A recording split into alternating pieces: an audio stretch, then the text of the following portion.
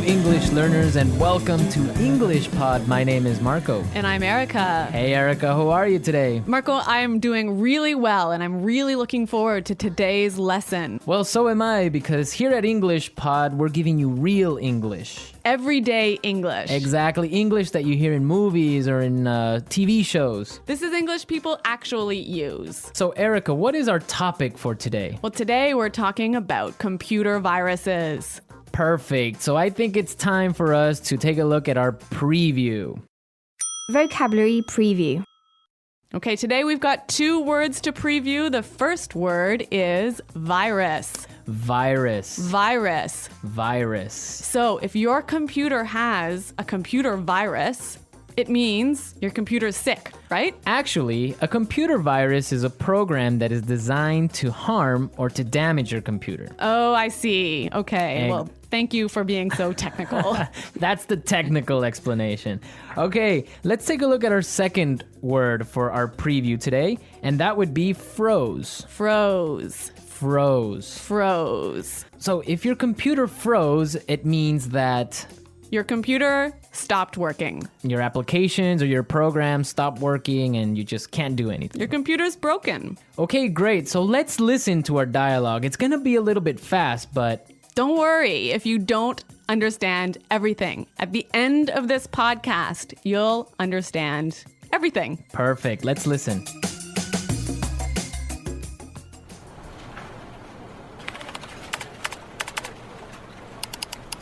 Oh, great. The stupid computer froze again. That's the third time today.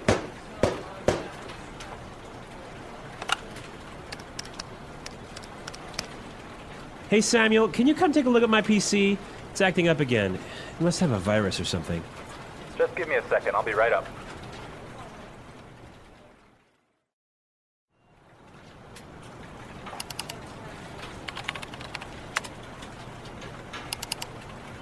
I ran a virus scan on your computer and it turns out that you have a lot of infected files. But I'm quite careful when I'm browsing the internet. I have no idea how I could have picked up a virus. Well, you have to make sure their antivirus software is updated regularly. Yours wasn't up to date. That's probably what was causing your problems. Okay, anything else? Yeah, try not to kick or hit the computer. Yeah, sorry about that.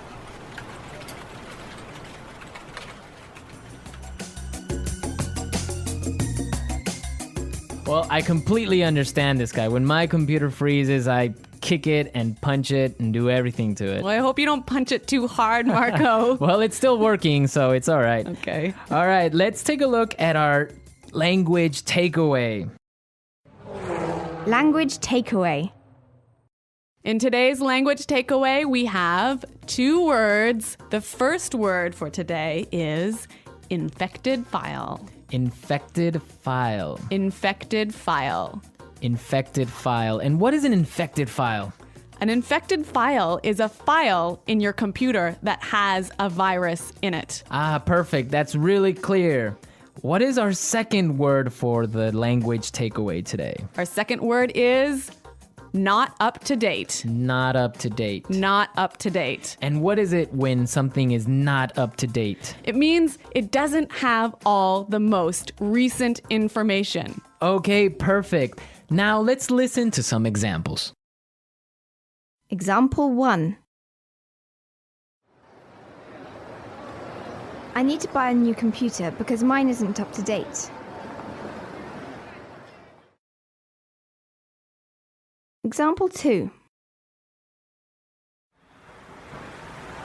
I can't find the street. Are you sure this map is up to date? Example 3.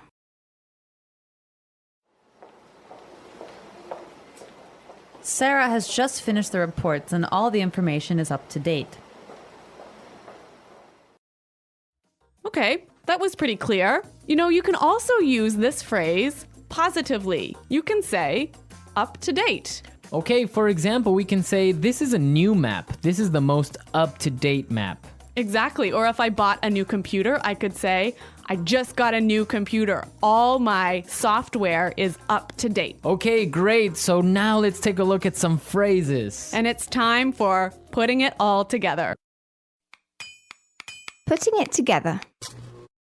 Okay, so Samuel said a really great phrase. He said, I'll be right up. I'll be right up. I'll be right up. I'll be right up. Now, we can use this phrase in a lot of different situations, so let's listen to some examples.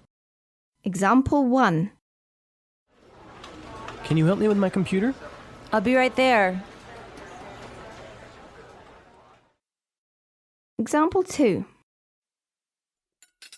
Come downstairs. Dinner is ready. I'll be right down. Example 3. Hurry up! I need to use the bathroom! I'll be right out. Okay, really great and clear examples, right? Yeah, you know that phrase, I'll be right out? I used to hear this all the time when I was young. Really? How come? Well, I have 2 sisters and we were always fighting for the bathroom. So someone was always saying, just a minute, I'll be right out. Ah, yes, that's common. I had that too when I was young. Okay, now our second phrase is, it turns out that. It turns out that. It turns out that. It turns out that. This is a great phrase. You can use it in many different situations. Marco, can you give us an example? Sure. For example, I can say, Frank didn't come to work today, and it turns out that he was sick. Yep. Or I could say, oh, I've been feeling really sick recently. Why? It turns out that I'm pregnant. Oh my God, are you really pregnant? No, I'm not, Marco. I'm just kidding. All right, okay, so it's time for us to listen to our dialogue again, but this time it'll be A little bit slower. all right.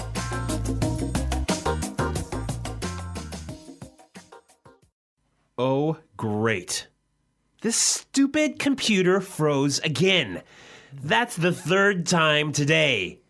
Hey, Samuel, can you come take a look at my PC? It's acting up again. It must have a virus or something. Just give me a second. I'll be right up. I ran a virus scan on your computer, and it turns out that you have a lot of infected files. But I'm quite careful when I'm browsing the internet. I have no idea how I could have picked up a virus. Well, you have to make sure that your antivirus software is updated regularly. Yours wasn't up to date. That's probably what was causing your problems. Okay. Anything else? Yeah, try not to kick or hit the computer. Yeah. Sorry about that. Okay, that was a lot more clear this time. Definitely, yeah, I understood a lot more. Okay, so now it's time to look at Fluency Builder. Erica, why don't you explain what Fluency Builder is? In Fluency Builder, we give you some great, useful phrases to help you express your ideas clearly. Okay, great, so let's look at Fluency Builder. Fluency Builder. Okay, so in this dialogue, we know his computer wasn't working. Right, so many students would probably say his computer was acting strangely. His computer isn't working properly. Exactly, and that's perfect and that's fine. Yeah, but there's a really great way to say it that we heard in the dialogue. It's acting up again. It's acting up again. I love this phrase, it's acting up. Yeah, it sounds really natural. It sounds really natural. Okay, we're ready to listen to our dialogue a 3rd time, but this time, It'll be at the normal speed. Try and see if you can hear these key words.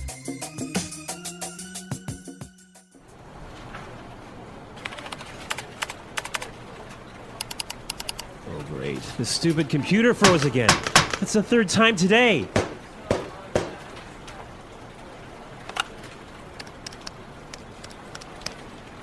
Hey, Samuel, can you come take a look at my PC? It's acting up again. It must have a virus or something. Just give me a second. I'll be right up.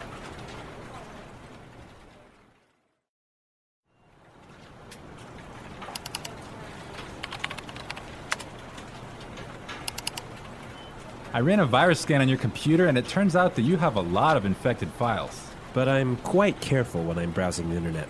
I have no idea how I could have picked up a virus. Well, you have to make sure their antivirus software is updated regularly. Yours wasn't up to date. That's probably what was causing your problems. Okay, anything else? Yeah, try not to kick or hit the computer. Yeah, sorry about that.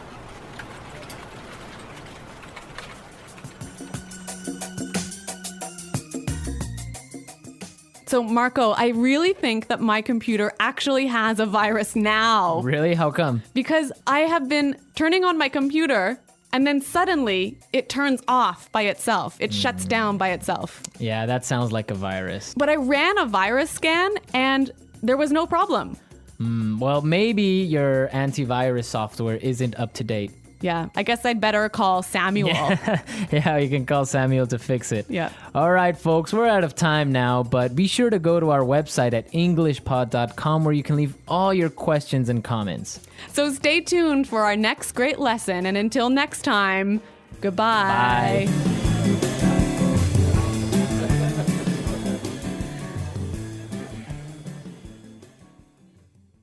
Next, I'm going to bring you to an interesting story morality tale. Enjoy! Marvin the Talking Cat and His Wild Adventures. Henry never considered himself a cat person. He liked animals well enough, but he preferred low-maintenance pets, maybe a goldfish or a lazy turtle. However, after his friend insisted that he visit the local animal shelter, he somehow found himself adopting Marvin, an orange tabby with an unusually smug expression. When the shelter worker handed over the adoption papers, she hesitated. "Are you sure you want Marvin?" "Why? Is he sick?" Henry asked. The worker gave an awkward laugh. "Not exactly. Just good luck." That night, Henry was sitting on his couch, scrolling through his phone, when Marvin jumped onto the table, stared him dead in the eyes, and spoke. "All right, let's set some ground rules. You feed me on time, you don't touch my belly, and most importantly, no cheap cat food. Got it?" Henry screamed. "Marvin sight. Seriously? I thought humans were more composed." "You're embarrassing yourself," the cat muttered. Henry's brain short-circuited. You can talk?" "Obviously," Marvin said, flicking his tail. "Now, where's my tuna?" Henry spent the next few days in a state of disbelief. Marvin, however, acted like nothing was out of the ordinary. He demanded only the best food, the softest cushions, and complete control of the television remote. "I need Catflix," Marvin declared one evening. "That's not a thing." Marvin narrowed his eyes. "Make it a thing." Henry soon discovered that Marvin had a talent for stirring up trouble. One day, Mrs. Wilkins from next door came knocking, looking furious. "Your cat," she huffed, "has been bullying my dog." "That doesn't sound like Marvin," Henry said hesitantly. Mrs. Wilkins whipped out her phone and played a video. On screen, Marvin was sitting on her porch, glaring at her tiny Pomeranian Peanut. "You call yourself a dog?" Marvin sneered. "You're more like a rat with anxiety." Peanut whimpered and ran inside. Henry looked at Marvin, horrified. "You insulted a dog." Marvin shrugged. "What? I was just establishing dominance." Things escalated when Henry received a call from the police. "Mr. Henry, we have your cat in custody." "Excuse me." Henry rushed to the station, only to find Marvin sitting on a chair, licking his paw like he owned the place. "What happened?" Henry asked. The officer sighed. "He tried to rob the local bank." Henry nearly collapsed. "What?" Marvin rolled his eyes. "First of all, I was merely exploring financial opportunities. Second, they left a bowl of treats on the counter. What was I supposed to do, ignore them?" The officer shook his head.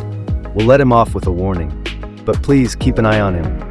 A few weeks later, Marvin's antics were caught on video again, this time berating a squirrel for poor decision-making. The clip went viral. Henry's phone exploded with notifications. "Dude, your cat is famous," his friend texted. Henry turned to Marvin. "You're an internet sensation now." Marvin smirked. Finally, took them long enough. Chapter 6, Marvin's Business Empire. Soon, brands started reaching out for sponsorships. Marvin launched his own cat food line, Marvin's Gourmet Munchies. He appeared in commercials, signed book deals, and even got a reality TV show. Henry, meanwhile, was still recovering from the fact that his cat was now wealthier than him. "Unbelievable," Henry muttered. Marvin sat on a velvet pillow. "Face it, Henry, you adopted a legend." That's all for today. See you next time.